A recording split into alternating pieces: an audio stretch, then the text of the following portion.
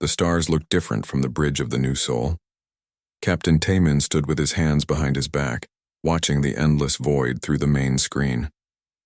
His ship was humanity's first real attempt at deep space exploration. After years of short trips around their solar system, humans finally built something that could travel between stars. "Captain," said Bora from her navigation station, "we're getting close to the target system. Should I drop us out of hyperspace?" Taman nodded. "Do it. Let's see what's out here." The ship shuddered as it returned to normal space. Before them hung a red star with several planets orbiting around it. Wu Jin, the chief engineer, was already running scans from his console. "Looks like 3 planets, Captain. The middle one might have life on it. I'm picking up some strange energy readings, though." He-Jin looked up from her communication station. "Captain, I'm getting signals. Artificial ones. There's definitely someone out there." Taman felt his heart beat faster. This was it. First contact with aliens. He had dreamed of this moment since he was a child. "Can you make sense of the signals?" "Working on it, sir.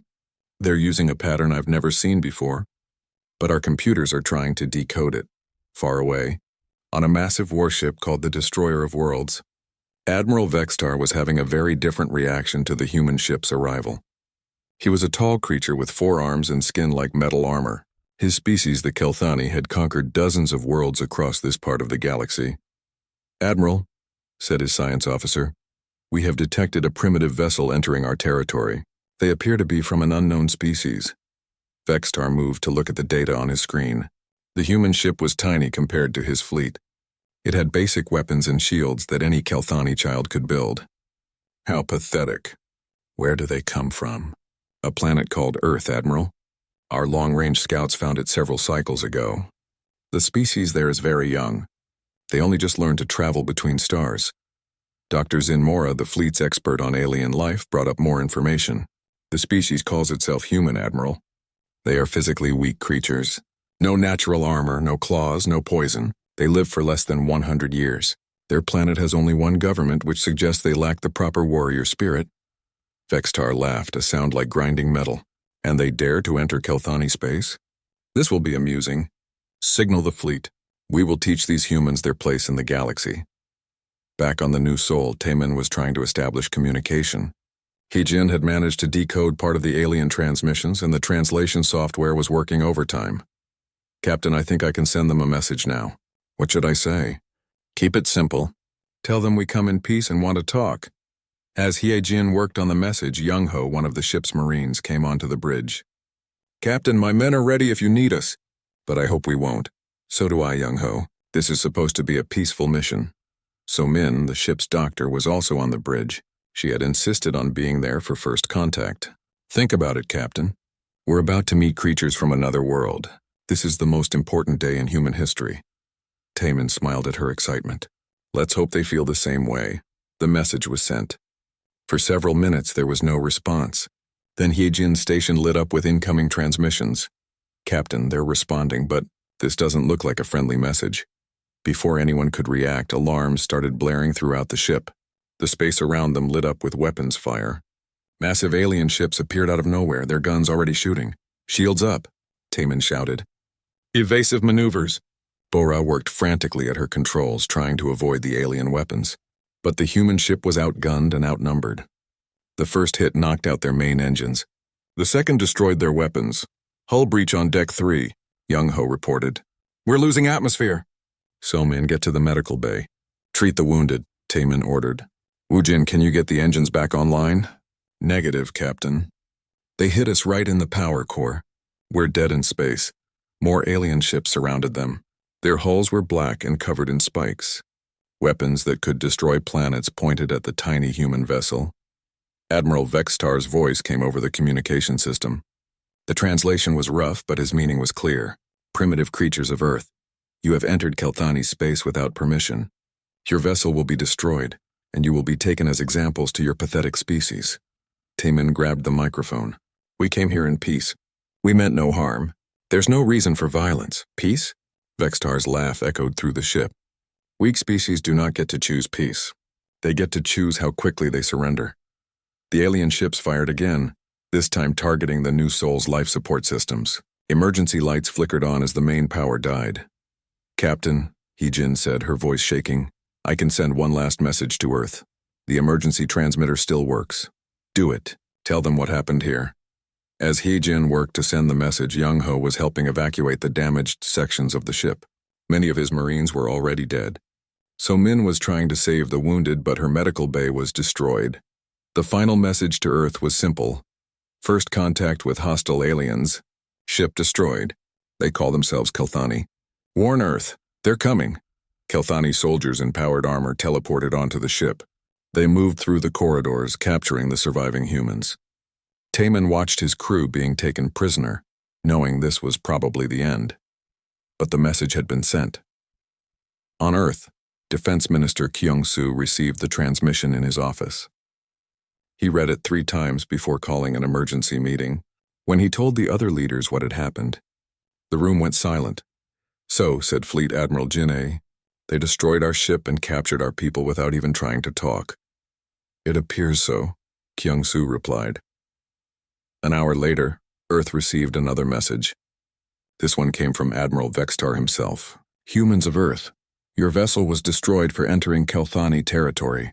You will surrender your planet immediately, or we will take it by force. You have one of your days to decide. The human leaders looked at each other. Finally, Kyung-soo stood up and walked to the communication station. He sent back a simple message. You have made a grave mistake. Admiral Vextar received the human response on his flagship. He read it and laughed again. Brave words from such a weak species. Signal the fleet. We leave for Earth tomorrow. This conquest will take less than a day. Dr. Zinmora nodded in agreement. Their planet has no real defenses, Admiral. Our sensors show only basic military technology. They cannot possibly resist us. But as the Kelthani fleet prepared to leave for Earth, neither Vextar nor his scientists knew what they were really facing. They saw humans as just another weak species to be conquered. They had no idea that humans had been fighting wars among themselves for thousands of years. They didn't know that humans had built weapons capable of destroying their own planet. Most importantly, they didn't understand that humans had one quality that no other species in the galaxy possessed. When cornered, humans didn't just fight back. They fought to win, no matter the cost. The war between humanity and the Kelthani Empire was about to begin, and the galaxy would never be the same. The emergency meeting room in Geneva was full of Earth's most important leaders. Fleet Admiral Jin-ae sat at the large table, her uniform crisp despite being called from sleep. Across from her, diplomat Seung-woo shuffled through papers with shaking hands. At the head of the table, Defense Minister Kyung-soo looked tired but determined. Let me make sure I understand this correctly, said President Chen of the European Federation. Aliens destroyed our first deep space ship and captured our people. Now they want us to surrender our entire planet. That's correct, Kyung-soo replied. We have 18 hours left to give them an answer. Seung-woo cleared his throat. Perhaps we should consider negotiation. We don't know how powerful they are. Maybe we can reach some kind of agreement. Agreement? Jin-ae slammed her hand on the table. They didn't try to talk. They just started shooting. Our people are dead or captured because of these aliens. But if we fight them, more people will die, Seung-woo argued. We've never fought a space war before. We don't even know if our weapons will work against them. Dr. Minho, who had been quiet until now, finally spoke up. Actually, we do know some things about their technology. The new Soul's sensors gathered data before they were destroyed. I've been studying it all night. Everyone turned to look at the military scientist. Dr. Minho was known for his brilliant mind and his work on Earth's defense systems. What did you find? Kyung-soo asked. The aliens have strong shields and powerful weapons. Their ships are much bigger than ours. In a straight fight, they would probably win.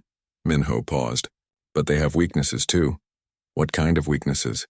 Jin-ae leaned forward. They fight like they expect to win easily. Their formations are designed to look scary, not to be efficient. They rely too much on their superior technology. Most importantly, they don't seem to understand human tactics. General Yun Kyung, who had been listening quietly, spoke up. What do you mean by human tactics? Minho smiled for the first time that day. Every other species we've detected in space seems to fight individually. Each ship operates on its own, with its own captain making decisions. But humans learned something different during our wars on Earth. We learned to work together. He stood up and walked to the wall screen, showing a tactical display. Our ships can share information instantly. When one captain sees something, All captains know about it immediately. We can coordinate attacks in ways these aliens have probably never seen. That's interesting, said Jinne. But they still have bigger guns. Size isn't everything, Admiral. During World War II, small fighter planes sank huge battleships. In Vietnam, farmers with basic weapons defeated the most advanced military in the world. Humans don't win by being stronger. We win by being smarter. Kyung-soo nodded slowly. What are you suggesting, Dr. Minho? I'm suggesting we show these aliens that humans are not as weak as they think. But first we need to get our people ready. How long would that take? Asked President Chen. The fleets are already prepared. We've been working on this for years, ever since we detected alien signals from deep space. We just never told anyone because we didn't want to cause panic. The room went silent. Finally, Sung-woo asked, "What kind of preparations?" General Yun-kyung answered this time. "Hidden shipyards throughout the solar system. New weapons based on quantum physics. Artificial intelligence systems that can help our pilots react faster than any biological brain. And most importantly, a communication network that links every human ship and base." "How many ships do we have?" Jinne asked. "More than the aliens think," Minho replied. "Our scouts counted about 50 alien vessels approaching Earth. We can field nearly 200 ships." "But theirs are bigger," Sung-woo pointed out. "Yes, but ours are faster and harder to hit. Plus we have something they don't expect, which is home field advantage. We know every asteroid, every satellite, every piece of space junk in this system. We can use all of it against them." Kyung-soo looked around the table. All in favor of fighting? Every hand went up except Sung-woo's. He sighed and raised his hand too. "If we're going to do this, we need to do it right." "Agreed," said Kyung-soo. "General Yun-kyung, prepare the fleets. Dr. Minho, activate all defense systems." "Admiral Jinne, I want you to coordinate with our ship captains." As the meeting broke up, Jinne walked over to Minho. "Doctor, can we really win this?" "Admiral, these aliens made a big mistake. They think we're weak because we're new to space. But humans have been fighting wars for thousands of years. We've learned things about combat that they can't imagine." 3 hours later, Captain Dong-hyun received his orders aboard the destroyer New Tokyo. His ship was one of the new models, built in secret in the asteroid belt. It was small and fast with weapons that could punch through almost any armor. "Captain," said his communications officer, "we're receiving tactical data from Fleet Command.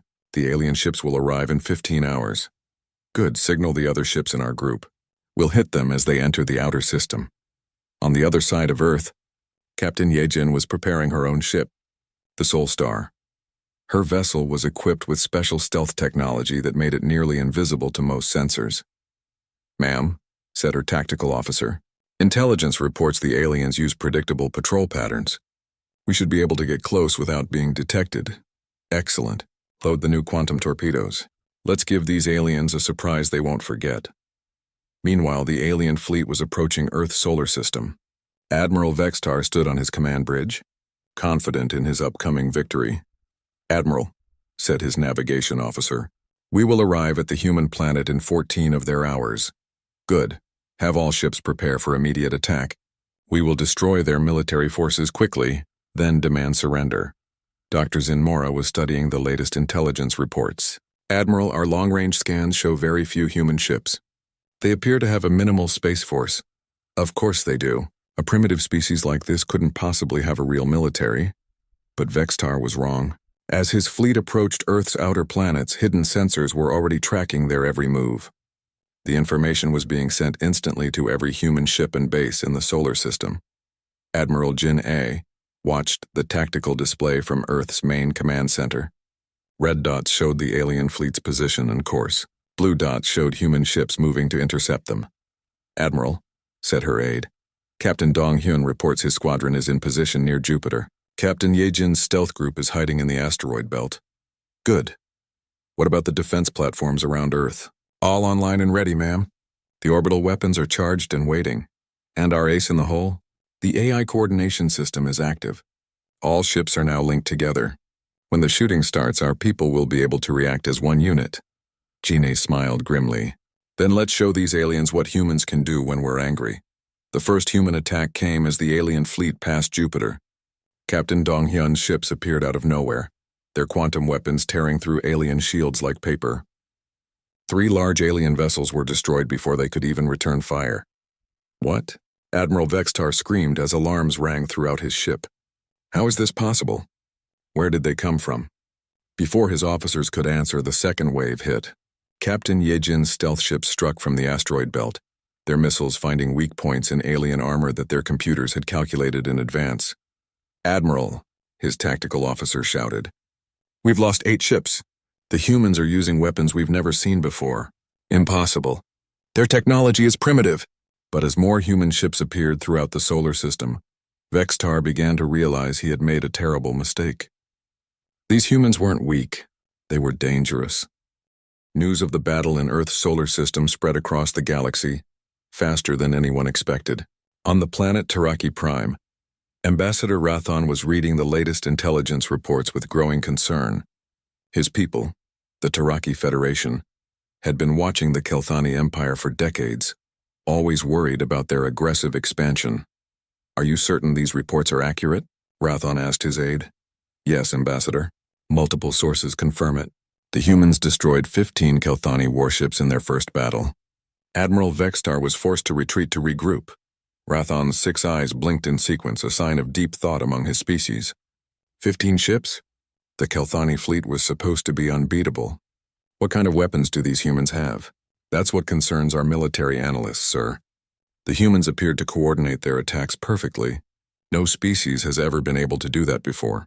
Meanwhile, on the massive space station that served as the Galactic Council's headquarters, the Council's military expert Quindar was presenting his analysis to the assembled representatives. Honorable Council members, Quindar said, his voice echoing in the great chamber, we are facing something unprecedented. This species called humanity has demonstrated military capabilities that should not exist.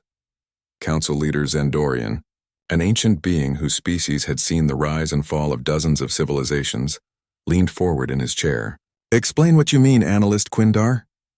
The Kelthani Empire has conquered 47 worlds using the same tactics. Overwhelming force, superior technology, and psychological intimidation. These methods have never failed before. But they failed against the humans. Not just failed, Honored One. They were completely ineffective. The humans didn't just resist. They turned the Kelthani strengths into weaknesses. In the audience, representatives from dozens of species listened with growing alarm. The Kelthani had been the dominant military power in their region of space for centuries. If they could be defeated by a species no one had heard of before, what did that mean for galactic stability? Quindar continued his presentation. Our analysis of the battle shows several disturbing patterns. First, the humans use coordinated attacks that suggest a level of mental linking we've never seen before. Second, their weapons technology appears to be advancing at an impossible rate. Third, and most concerning, they seem to fight with a level of determination that borders on madness. What do you mean by that? Asked Representative Veltar of the Zephyrian Collective. They don't fight to win territory or resources like other species. They fight as if their entire existence depends on completely destroying their enemies. This suggests a psychological profile that makes them extremely dangerous. Back in human space, Commander Jae-hyun was leading a rescue mission to free the captured crew of the New Soul. His ship, the Revenge, was specially designed for stealth operations. With him were Sergeant Hanul and Corporal Biol, 2 of Earth's best Special Forces soldiers. Commander, said Hanul as they approached the Kelthani prison station, our scanners show heavy security. They really don't want anyone getting in there. Or getting out, added Biol. This place is designed to hold prisoners permanently. Jae-hyun studied the tactical display. The prison station was huge, with multiple layers of shields and weapons. But his team had advantages the Kelthani didn't expect. Remember, we're not just here to rescue our people. We need intelligence about what the aliens are planning next. The rescue team used a new technology called phase shifting to slip through the station's shields. Once inside, they moved through the corridors like ghosts, their advanced suits making them nearly invisible. They found the human prisoners in a heavily guarded section of the station. Captain Taman was barely recognizable after weeks of alien interrogation, but his eyes still showed the determination that had made him Earth's choice for first contact. Commander, Taman whispered as Jae-hyun cut through the energy bars of his cell, you have to know what they're doing here. They're not just keeping us prisoner. They're studying us. What kind of studying? They want to understand how we think, how we fight. They've never encountered a species like us before, and it scares them. Navigator Bora, also rescued from the prison, had more disturbing news. "Commander, I memorized the star charts in their navigation system. They're planning something big. Multiple fleets are gathering at a place called the Dark Nebula." Engineer Wu Jin, despite his injuries, had managed to observe the aliens' technology during his imprisonment. Their ships are powerful, but they're not as advanced as they pretend to be. Most of their systems are hundreds of years old. They rely on intimidation more than actual superiority. As the rescue team escaped with their prisoners, they also carried something else: data stolen from the Kelthani computer systems. This information would prove crucial in the battles to come. The rescued prisoners brought more than just intelligence. They brought proof of something that shocked the human military leaders: communications. Officer Hyojin showed them recordings she had secretly made during her captivity. "They're terrified of us," she explained to Admiral Ginny and Dr. Minho. "The guards would talk among themselves, thinking we couldn't understand their language. But I learned enough to know they think we're some kind of monsters." "Monsters?" Dr. Minho asked. "They've fought wars against dozens of species, but they've never seen anything like human tactics. They keep talking about how we fight like we're already dead, how we take risks no sane species would take." Young Ho, the Marine who had survived the destruction of the New Sol, had his own observations. They expect other species to surrender when faced with superior force. They literally don't understand why we keep fighting when we're outnumbered. Dr. Minho realized this was important information. "So their entire military doctrine is based on intimidation?" "Exactly," said Taemin. "They've never had to develop real strategy because most species give up after the first battle. They don't know how to handle an enemy that refuses to quit." While the humans were analyzing their intelligence, the alien powers were drawing their own conclusions. On the peaceful world of Valdris, the collective's leaders were holding an emergency session. "The humans have done something we thought was impossible," said Morinth, the Valdris leader. "They've made the Kelthani retreat. Should we be celebrating?" asked one of the other council members. "I'm not sure. The humans are clearly powerful, but are they any better than the Kelthani? We know nothing about their intentions. But some species were already making their choice. The Zorkan hegemony, a militaristic empire that had clashed with the Kelthani before, was watching the conflict with great interest." "Commander Threxnell," said the Zorkan Supreme Leader, "what is your assessment of these humans?" "They fight well, Supreme One. Perhaps we should consider an alliance. An enemy of the Kelthani could be useful to us, or dangerous to us. A species that can defeat the Kelthani might decide to conquer us next." The truth was that no one in the galaxy knew what to make of humanity. Species that had existed for millions of years were suddenly faced with newcomers who seemed to break all the rules of galactic warfare. On his damaged flagship, Admiral Vextar was trying to understand what had gone wrong. His fleet had been reduced from 50 ships to 35, and human attacks continued to harass his forces throughout the outer system. "Dr. Zinmora," he said to his science advisor, "how is this possible? Our intelligence said they were primitive." "Admiral, I believe our intelligence was incomplete. These humans have been hiding their true capabilities, but how? Our scouts observed their planet for cycles. We saw their technology level. I think we saw what they wanted us to see, Admiral. Consider this. A species that reaches space travel in such a short time must be extremely adaptable. Perhaps they adapted to our presence by developing new technologies specifically to fight us." Vextar felt something he had never experienced before: doubt. "Are you saying they've been preparing for this war since we first detected them?" "It's possible, Admiral. And if that's true, then we may have seriously underestimated their planning abilities." As reports continued to flow in from across the galaxy, one thing became clear to everyone involved. The war between humanity and the Kelthani Empire was not going to be the quick conquest that Vextar had expected. It was going to be something entirely new in galactic history, and every species in the known galaxy was going to have to choose sides. Admiral Vextar stood in the war room of his flagship, staring at a massive tactical display that showed the entire Kelthani Empire. Red indicators marked every military base, every fleet, every weapon that his people had built over centuries of conquest. For the first time in his career, he was calling up everything. "Signal all sector commanders," he ordered. "Every ship, every soldier, every weapon. I want the full might of the Kelthani Empire brought to bear against these humans." His aide, a young officer named Kethmore, hesitated. Admiral, that will leave our other territories undefended. The Zorkan hegemony has been making aggressive moves near our border worlds. Let them come, Vextar snarled. Once we crush these humans, the rest of the galaxy will remember why they fear us.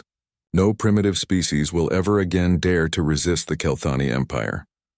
Dr. Zinmora was studying the latest intelligence reports. Admiral, our analysis shows the humans have been reinforcing their defenses. Their shipyards are producing vessels at an incredible rate. Impossible. They lack the industrial capacity. That's what we thought, Admiral. But it appears they've been building automated factories throughout their solar system. Their production capability is far beyond what we initially calculated. On Earth, Fleet Admiral Jin was coordinating humanity's response from the Global Command Center. The war room was filled with officers from every nation, working together in a way that would have been impossible just months before. Admiral, reported Captain Namjoon from his position near Mars. Long-range sensors show massive Kelthani fleet movements. They're pulling ships from across their empire. How many ships are we looking at? Janae asked. Conservative estimate? Over 300 vessels. They're staging at the dark nebula that our prisoners told us about. Dr. Minho looked up from his tactical computer. Admiral, this could actually work in our favor. How do you figure that, Doctor? If they're concentrating all their forces in one place, they can't respond to multiple attacks. I recommend we implement Operation Starfall. Operation Starfall was humanity's most ambitious military plan. Instead of defending Earth and waiting for the aliens to attack, they would strike at 12 different Kelthani worlds simultaneously. The goal was to force the enemy to divide their forces and fight on multiple fronts. The risks are enormous, warned General Yoon Kyung. If we spread our forces too thin, we could lose everything. If we don't take risks, Janae replied, we'll definitely lose everything. These aliens won't stop until they've conquered or destroyed us. Our only chance is to hit them harder than they expect. The operation began with Captain Sun Hee, leading the first strike group to the Kelthani world of Vorthok. Her fleet of 30 ships used the new quantum jump drives to appear in the system without warning. Target their orbital defense platforms first, Sun Hee ordered. Once we control the space around the planet, we can force them to surrender. But the humans had learned something important about Kelthani psychology during their studies of the captured data. The aliens had a rigid hierarchy that made it difficult for them to adapt to unexpected situations. Sun Hee to all ships, she broadcast. Remember the plan. Hit their command centers first. Without central coordination, their forces will be confused. The attack worked perfectly. Kelthani ships tried to respond, but their commanders were waiting for orders from superiors who were already dead. By the time they organized a counterattack, half their fleet was destroyed. On the industrial world of Krekstar, Captain Hyunwoo was leading a different kind of assault. His ships were equipped with advanced hacking systems designed to turn the aliens' own technology against them. Uploading virus now, his communications officer reported.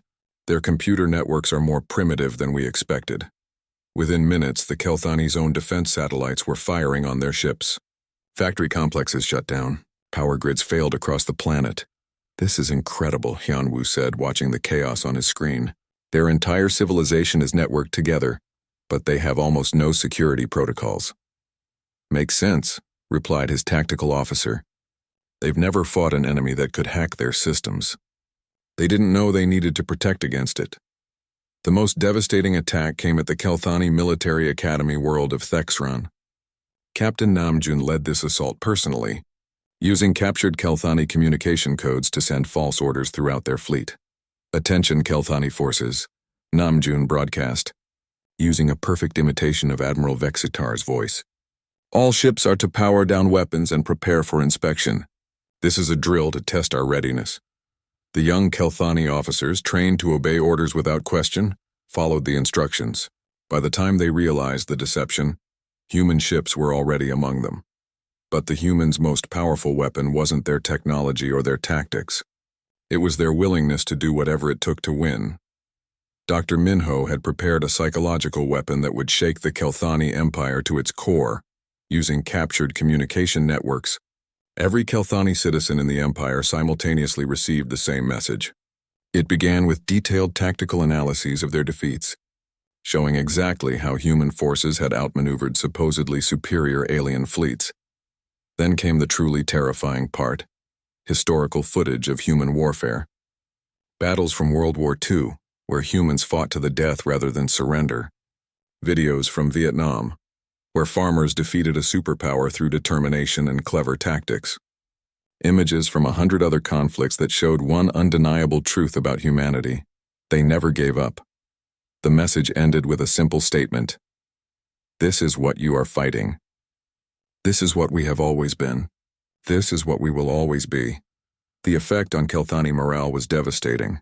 For the first time in their history, they were facing an enemy that scared them more than they scared others. On the Kelthani homeworld, panic was spreading.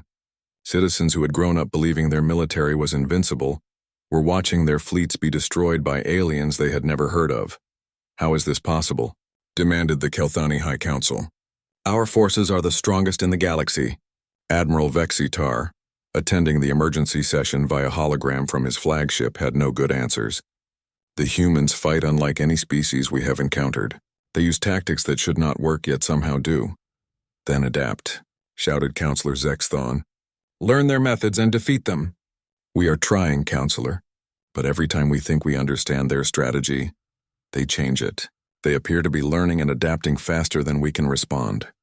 The truth was even more disturbing than Vextar admitted. Human attacks were becoming more sophisticated with each battle. They were studying Kelthani weaknesses and exploiting them with ruthless efficiency. Commander Jae-hyun demonstrated this during his assault on the fortress world of Mexstar. Instead of attacking the heavily defended military installations, he targeted the planet's pride, their cultural centers and monuments. Commander, his aide asked, why are we attacking museums instead of weapons factories? Because the Kelthani value honor and tradition above everything else. Destroying their history will hurt them more than destroying their ships. The tactic worked. Kelthani forces abandoned their strategic positions to protect their cultural sites, allowing human forces to capture the real military targets without serious resistance. On another front, Captain Dong-hyun was using the aliens' own rigid thinking against them. When his fleet encountered a large Kelthani defensive formation, he did something no military strategist would expect. He ordered his ships to retreat. The Kelthani forces, trained to pursue fleeing enemies, broke formation to chase the humans, but they were flying into a trap. Hidden human ships surrounded them, and the retreating fleet turned around to attack. Never chase an enemy who's running away too easily, Dong-hyun told his officers as they watched the alien fleet being destroyed. My grandfather taught me that during the Korean War. As reports of defeat after defeat reached Admiral Vextar, he began to understand the true scope of his mistake. The humans weren't just fighting for victory. They were fighting for survival. And a species fighting for survival would do things that no rational enemy would expect. Admiral, Dr. Zinmora said quietly, I believe we may need to consider withdrawal. Withdrawal? Vextar's voice was filled with disbelief. The Kelthani Empire does not withdraw. Admiral, we have lost 40% of our fleet. Our civilian population is in panic. Our military doctrine is useless against these humans. If we continue this war, we may lose everything. But Vextar was not ready to admit defeat. Not yet. He still had one card to play, a direct assault on Earth itself with his remaining forces. Signal the fleet, he ordered. We're going to end this war the same way we started it. We're going to destroy their homeworld. As the battered Kelthani fleet prepared for one final assault, human forces were also gathering. The battle for Earth would decide the fate of both species, and the galaxy was watching to see which vision of the future would survive. Admiral Vextar stood on the bridge of his flagship as it approached Earth's solar system. His once mighty fleet was now reduced to barely 100 ships, many of them damaged from the humans' relentless attacks. But he was determined to end this war even if it meant destroying everything. Admiral, his navigation officer reported, we are entering the outer system. Human ships are already moving to intercept us. How many? Vextar asked, though he dreaded the answer. Our scanners show over 200 vessels, Admiral. They appear to be using the entire system as a defensive network. Dr. Zinmora looked up from her console with haunted eyes. The stress of the war had aged her considerably. Admiral, perhaps we should try one more time to negotiate. The humans might accept terms if we— No! Vextar slammed his fist on the command chair. We came here to conquer a primitive species. We will not leave in defeat. But as the final battle began, something unexpected happened. The human fleet didn't just defend Earth. They did something that broke every rule of space warfare. They surrounded the Kelthani fleet completely, cutting off all escape routes. Commander Jae-hyun, now promoted to lead the Earth Defense Fleet, coordinated the attack from his command ship. All units, remember the plan. We're not just trying to win this battle. We're ending this war permanently. The Kelthani found themselves trapped in a sphere of human ships with nowhere to run. But instead of destroying them immediately, the humans began broadcasting something that shattered what remained of Kelthani morale. It was a recording of every defeated Kelthani commander from the past months, explaining exactly how the humans had outmaneuvered them. Each testimony was more devastating than the last. They knew what we would do before we did it, said one captured Kelthani captain. They fought like they could read our minds. Their coordination is impossible, said another. No species should be able to share information that quickly. They don't fight for glory or conquest, said a third. They fight because they refuse to lose. Admiral Vextar watched his crew's faces as the recordings played. He saw fear, confusion, and something he had never seen in a Kelthani warrior before. Despair. Turn it off, he ordered. But the communications were being broadcast on frequencies his ship couldn't block. The final recording was from Admiral Vextar himself, taken during his interrogation after being captured in a human raid weeks earlier. In it, he said words that would haunt him forever. I regret underestimating mankind.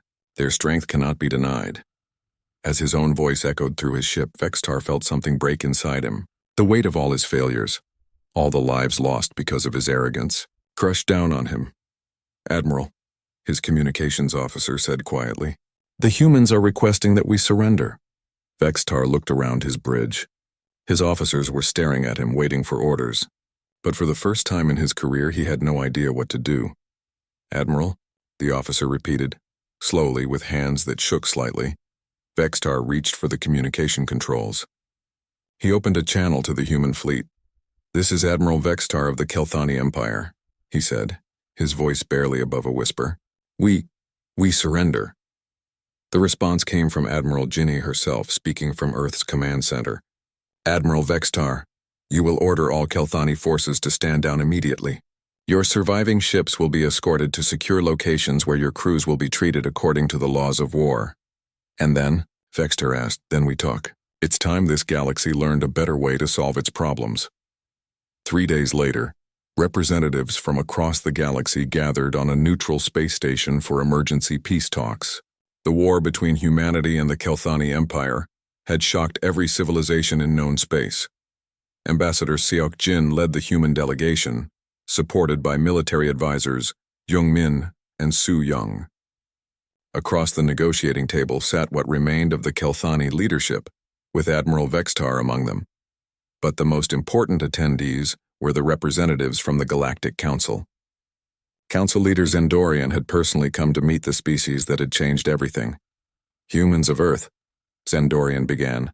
Your military victory over the Kelthani Empire has demonstrated capabilities we did not know existed. The Council would like to offer you full membership in our organization. Ambassador Seok Jin nodded politely. We appreciate the offer, Council leader, but we have conditions. What kind of conditions? Young Min stood up and activated a holographic display. First, complete autonomy for human space. No Galactic Council ships in our territory without permission. That is unusual, said Councillor Veltar. Most species welcome Council oversight. We've seen what galactic civilization looks like, Su Young replied. Species conquering each other, the strong dominating the weak. We want no part of that system. Then what do you want? Asked Representative Rathon of the Taraki Federation. We want a new system, Seok Jin answered. One based on cooperation instead of conquest. One where disputes are settled through negotiation instead of war. Admiral Vextar, who had been silent until now, finally spoke. And if other species refuse to follow this new system? Dr. Minho, attending as a technical advisor, answered that question. Then they'll discover what we learned during our own history. Peace is not the absence of conflict. Peace is what happens when everyone understands that the cost of war is too high to pay. Are you threatening us? Demanded a representative from the Zorkan hegemony. No, said Admiral Jinne, joining the conversation via hologram. We're promising you something better. But if you choose war instead of peace, you'll find that humans are very, very good at war. The negotiations continued for days. In the end, the Galactic Council agreed to humanity's terms not because they wanted to, but because they had no choice. The human military demonstration had been too convincing to ignore. 6 months later, Captain Taman stood on the bridge of a new ship, the Explorer, flagship of the first joint human-alien exploration fleet. His crew included both humans and members of species that had once been enemies. Navigator Duyan worked alongside a Taraki officer named Morinth, sharing star charts and plotting courses to unexplored regions. Engineer Gijun collaborated with a reformed Kelthani scientist, developing new technologies that combined the best of both species' knowledge. "Captain," Doyan reported, "we're ready to jump to the next system. The long-range sensors show signs of possible life. Any signs of hostile activity?" Taman asked. "None detected, sir. This looks like a peaceful first contact mission." As the ship prepared to jump to hyperspace, Taman reflected on how much had changed. The galaxy was slowly learning that there were alternatives to conquest and domination. Not every species was ready to accept the new way, but enough were willing to try. In his private quarters, Admiral Vextar was writing his memoirs. He had been given a choice after the war: face trial for war crimes or help teach other species about the mistakes the Kelthani had made. He chose teaching. A young Kelthani officer, one of the new generation that would grow up in the post-war galaxy, came to visit him. "Admiral," the young officer asked, "what was the most important thing you learned from fighting the humans?" Vexter set down his writing tablet and looked at the earnest young face. "I learned that strength isn't about the weapons you carry or the armor you wear. It's about the will to never give up, the intelligence to adapt, and the determination to protect what you love. In all these things, humans have no equal." "But Admiral, didn't we have superior technology?" "Technology means nothing without the wisdom to use it properly. The humans taught us that wars are won not by the strongest weapons, but by the strongest will to survive." The young officer nodded thoughtfully. "Will there be more wars, Admiral?" "Perhaps. But if there are, they will be different. The galaxy has learned that humans don't just fight to win. They fight to make sure their enemies never threaten them again. That knowledge changes everything." As the Explorer jumped to hyperspace, carrying its mixed crew toward new discoveries, the galaxy began to settle into a new kind of peace. It wasn't perfect and it wouldn't last forever, but for the first time in galactic history, conquest was no longer seen as the only path to power. The humans had taught everyone a valuable lesson. Sometimes the smallest species can be the most dangerous, not because of what they can destroy, but because of what they refuse to accept. And across the galaxy, in the halls of power and the academies where future leaders learned their craft, one phrase was remembered above all others: "I regret underestimating mankind. Their strength cannot be denied." It became a warning, a reminder, and ultimately, the foundation of a new era where species learned to respect each other not out of fear, but out of understanding that everyone had something valuable to contribute to the galaxy's future. The age of human space exploration had begun, and the galaxy would never be the same.